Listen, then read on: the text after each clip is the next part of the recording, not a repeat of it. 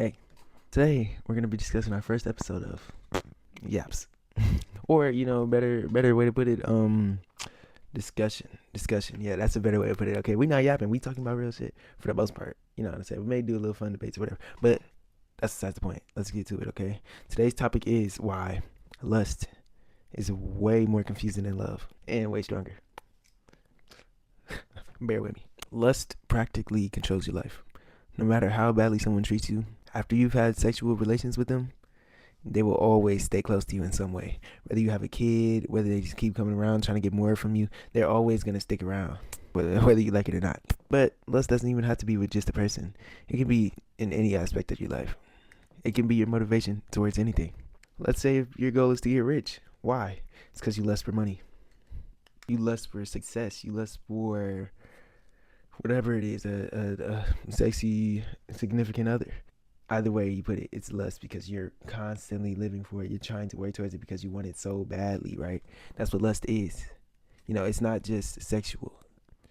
It's mental. People lust for drugs too. They lust for alcohol. You lust for anything that you become hooked on. You know what I'm saying? Addiction is practically just lust, if you really want to put it into better words.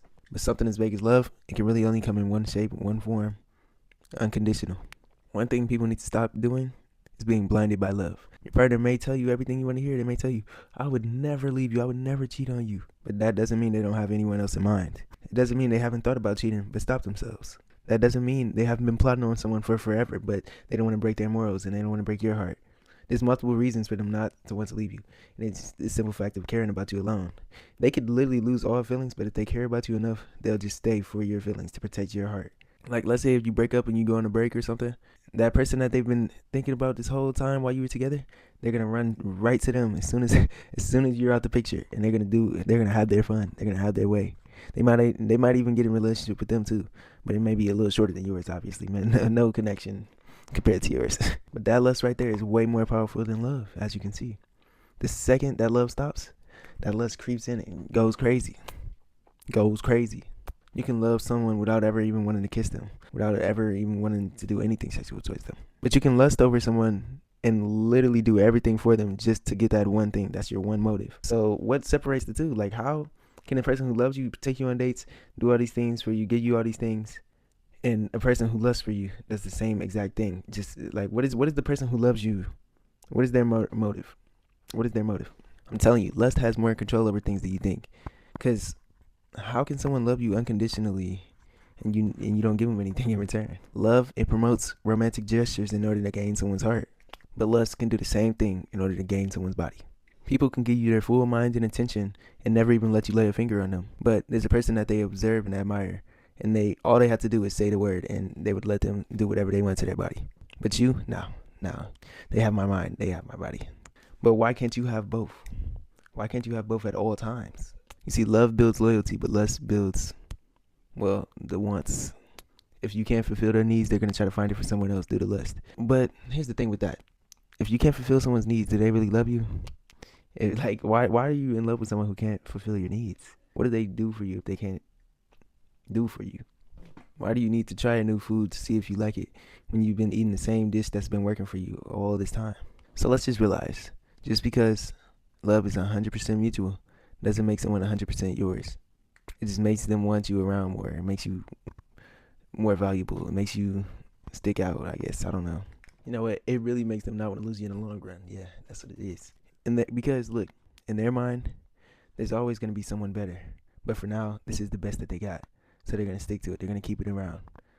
But if someone better comes in, they're gone. They're out. You're just the past. When a person truly loves someone, there is no doubt. There is no tests. When a person truly loves you, they'll go out of their way to do stuff for you. They'll remove important things from their life without little hesitation of your request, if that's what you want, if that's what makes you happy. Because why? They love you. They want to keep you around. They want to do anything they can to keep you from moving away from them. But the real question is, why is it that way? How can someone do something for their friend and do all this stuff for their friend and it doesn't mean anything?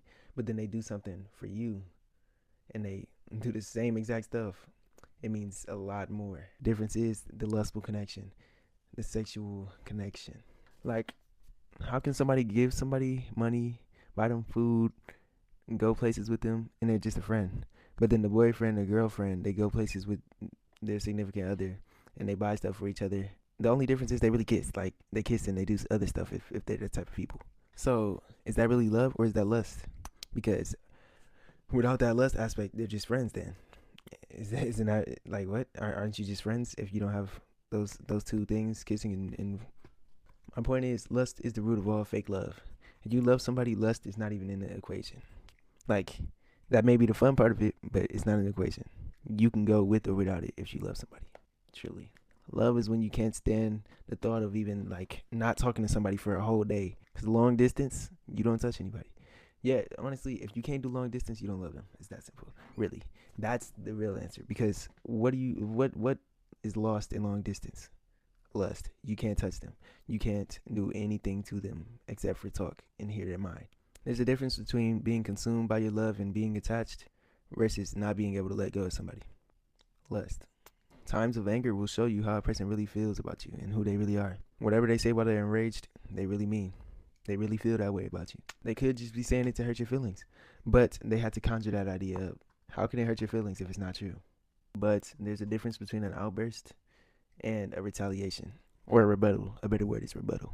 An outburst is built up feelings of something that they've been holding in for a long time and they finally just get the chance to explode and let it all out.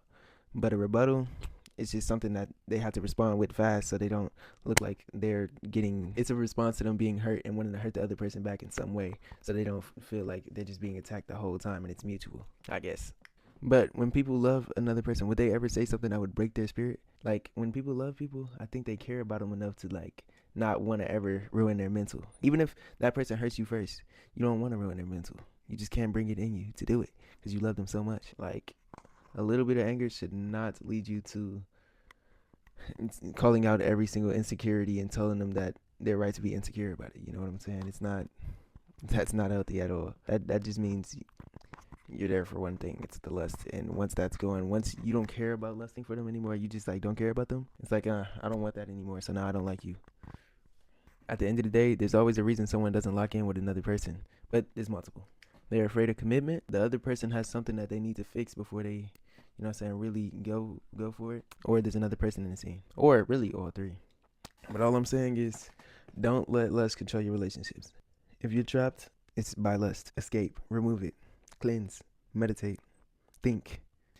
Think about the past. People always say, well, that's in the past. The past is what makes the future. So, I mean, it really matters what the past was at the end of the day. That is not a valid argument. Don't ever let somebody tell you that the past is not valid. Even if it's something small, they still did it. It still happened. Now, I'm not saying hold on to it forever, but never let it not be a reason. Anyone who tries to diminish something that's valid from the past, they're being manipulative. They're saying that was a long time ago. Even if they're not the same person, they still did it. They still have that in their soul somewhere. It's like you can't change that much from the past. Like you can repent from it, you can get away from it, but the past always comes back.